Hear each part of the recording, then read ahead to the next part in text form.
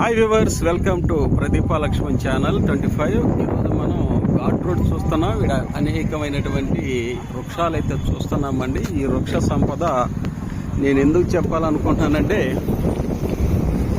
బ్రాహ్మణుడు పరుషవేది అంటే ఇనుముని బంగారంగా తయారు చేసేటటువంటి ఒక రసాయనాన్ని తయారు చేశారని మనకు తెలుసండి, చెప్పుకున్నాం. అయితే అలాంటి చెట్లు అప్పట్లో ఎక్కడి నుంచే సేకరించారు అంటే ఈ కొండ మీద నుంచే సేకరించారు.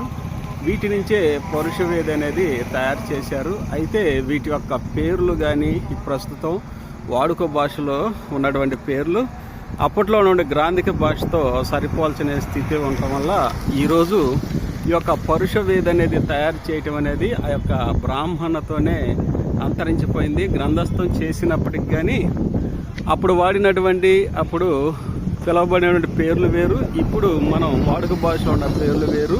వాటిని ఏ నిష్పత్తిలో కలపాలి, ఎలా చేయాలనేది ఎవరికి తెలియదు ప్రస్తుతం. ఇవన్నీ ఈ కొండవీటి కోట మీద ఉన్నటువంటి ఈ యొక్క మొక్కల్ని ఉపయోగించే అప్పట్లో పరుషవేదిని తయారు చేశారు.